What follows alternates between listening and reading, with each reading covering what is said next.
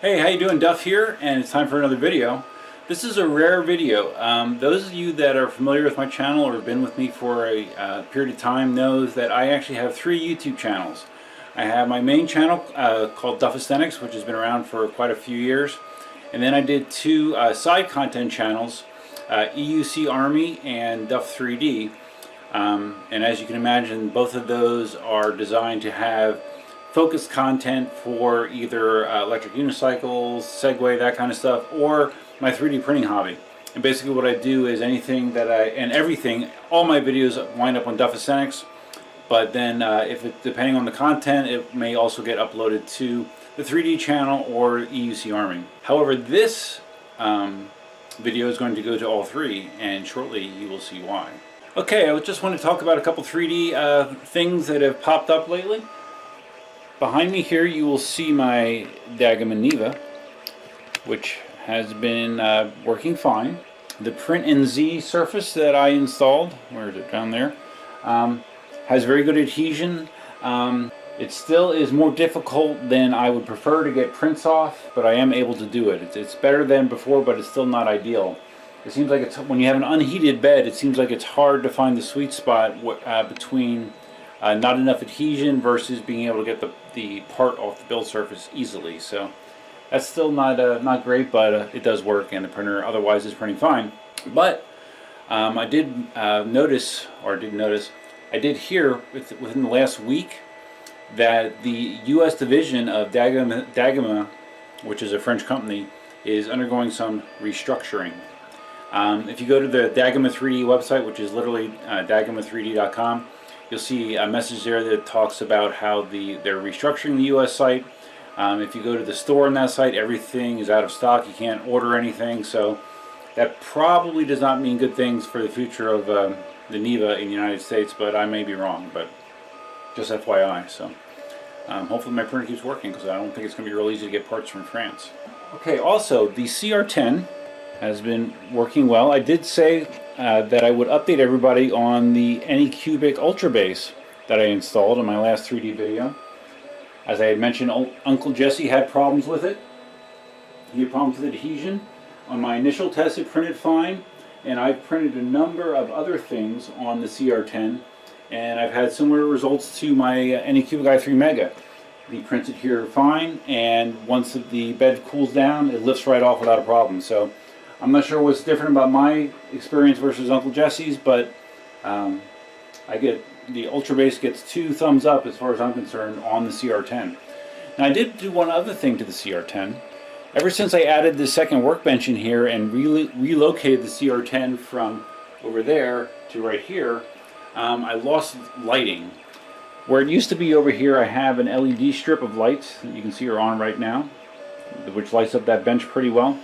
But I always had issues with lighting over on this side. It did not show up very well. The webcam that I have set up connected to my Octoprint needs light, obviously, to get a good video, and I did not have that. So what I did is I installed this.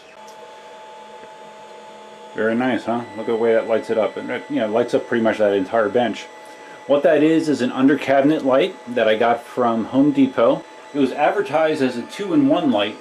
And the reason that it was advertised that way is actually you get 2 of these LED bars, which are 12-inch bars, that can be connected together to give you a 24-inch bar. Unfortunately, you only get one power supply, which is down here. You only get one power supply, so I can't use it on another printer, but at least I have a spare bar if this one would go bad for some reason, although I don't think it will. But it fits that space perfectly. As you can tell, I didn't do anything high-tech with the install. I just have zip ties here holding it up. I have zip ties that hold the power cord along the back. Let's see, as you can tell, here's the cord, here's the switch for the light. I just have it up out of the way so it's not going to interfere with the wheels of the Z-axis. So again, not an elegant solution, but functional, and it does give me a really good source of light. And since it is a cabinet light, it actually has 2 brightness settings. So this is the full bright, and if you hit it once, it goes a little bit dimmer. So again, it's cool, man. I like that a lot. Not cheap though, unfortunately. Wish I could say it was a cheap solution. This pack was, I believe it was $39 at Home Depot, so that's probably more than a lot of you want to spend for this purpose, but it does give more light than something like a LED light strip. For sure, it gives a lot more light than that does. So something to consider. Very happy with both my Anycubic Ultra Base and my new LED lighting. One other quick point, I was mentioning with the Neva how there are challenges with having an unheated bed and prints, sticking too much. Right here I have an example of that not being the case. That lock build surface that I put on my Flash Forge Finder, that's been great. Prints stick, but they are not ridiculous to get off. They're relatively easy to get off. So if you have an unheated bed printer like the Finder or the Neva, this lock build surface works quite well.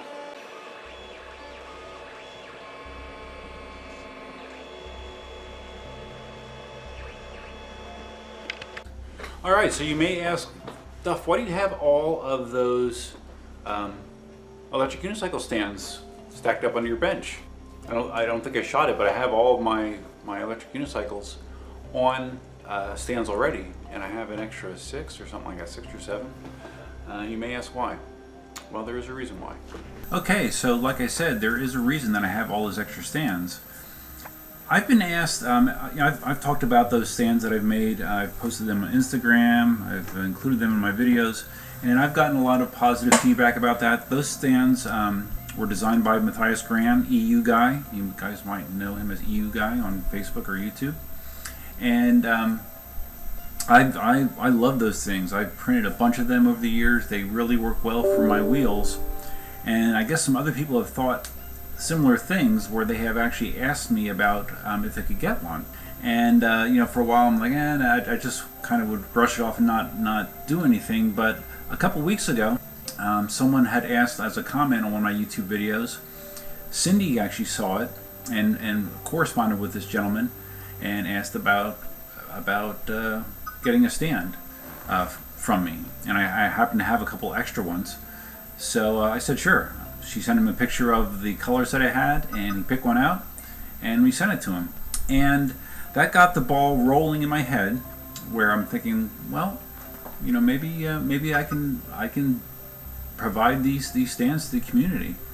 They're not easy to make. I would say, as far as printing time, it probably takes me a total of maybe 36 hours of printing, which I can cut down. Because I have multiple printers, I can split it between them, but it's not exactly a quick print job. And then there's special bolts and nuts that I use for it. I assemble them, and yeah, it's not an easy thing, but I thought it might be interesting to try. So I got the idea in my head, and I started looking at my options with WordPress with EUC Army, and the end result of about a day and a half of research and configuration and work is this. Yes, I have a 3D printed electric unicycle stand store on my site. And right now you will see I currently have, so many background noises, I currently have 5 completed stands on here, as well as an option for someone to buy a custom stand where you can pick colors if you want lettering across the stand like I have here with EUC Army. That can be done. It costs more because it takes more customization and time, and so yeah, it costs a little bit more, but some people may really like that option. We will see. This is all unknown territory. So anyways, yeah, the storage here, I went ahead and I did stuff like get a SSL certificate so the transaction is encrypted. I have credit card support when you go in here, and let's see, we're only going to get one because I only have one. It actually keeps track of how many I have. I'm going to check out. Right now, to do a transaction cleanly in the store, you need to be in the United States only, the continental United States only.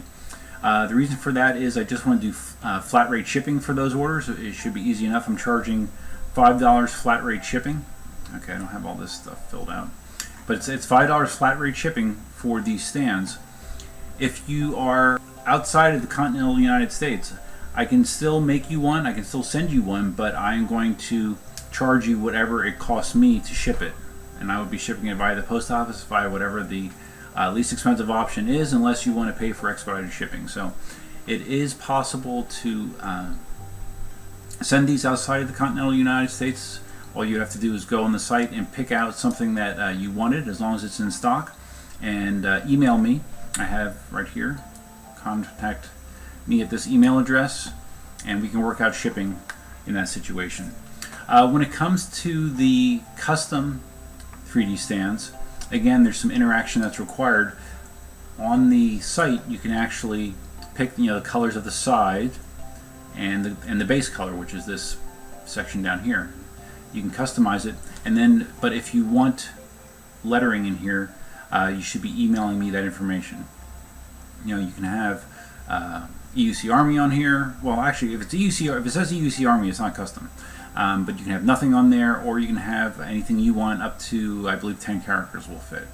There's going to be some interaction required with a custom order, and of course, it's going to take longer because I need to make a custom model for you and then print it from scratch. So it's going to take some time.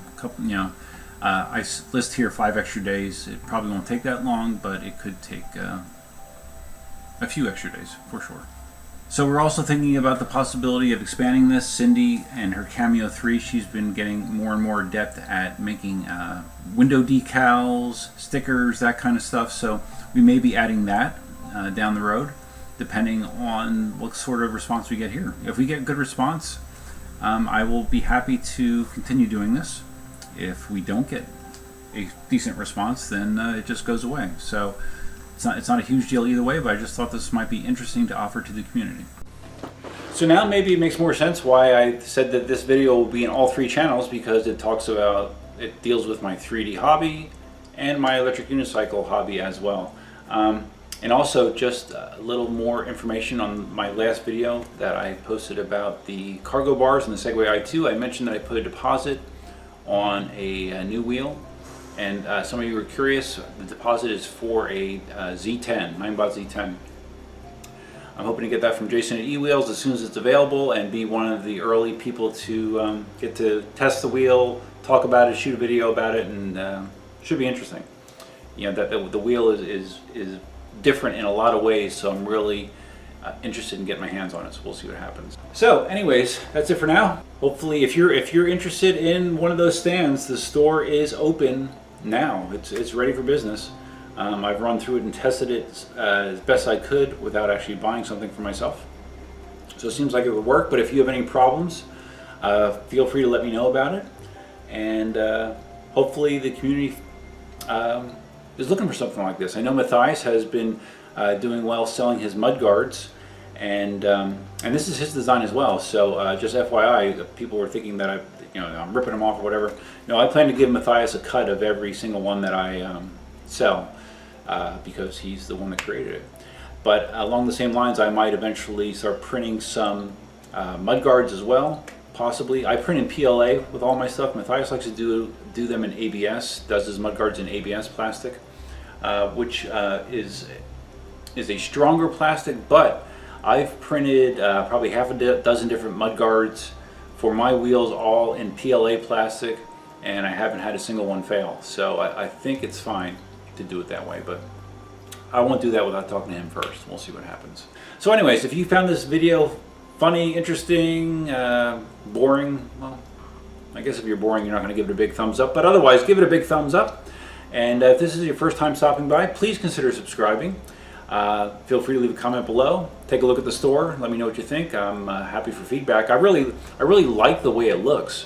The plugin that I'm using for WordPress is called WP Easy Cart.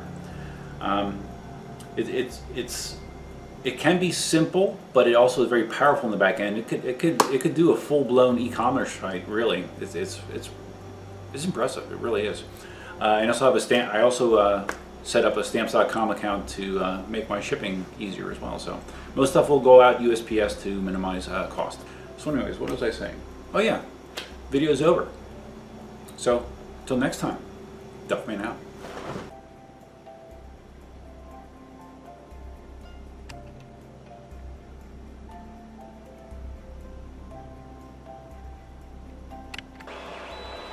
Just FYI, I've had 4 of these 5 printers printing parts for these stands. The only one I haven't done it on yet is the Finder, and the Ender 2 right now is printing one of the side supports. And if you're still here, you might have clicked off already. You might have. One other thing I forgot to mention about the stands is there's 2 different widths available. The one that I have the most of in all my stands that I use for my wheels is 16 centimeters wide. Because the way that these work is that the pedal supports sit on the frame of the stand. So I have a 16 centimeter space. Now I did find with more narrow wheels like the Inmotion V5F and the Segway S1 when I had it, that was right on the border of being too wide. Like if you had to put it down on there precisely or it could fall off either side. So what Matthias did a while back is come up with a second cross brace. You may see. Can you see? Yeah. See the difference? There's one that's a centimeter more narrow than the original 16 centimeters. It's 15 centimeters wide, and that works fine for the Inmotion V5F. It's a lot easier. So if you have a wheel that's on the thin side, you might want the more narrow stand. So just FYI. I wonder if we'll actually see this.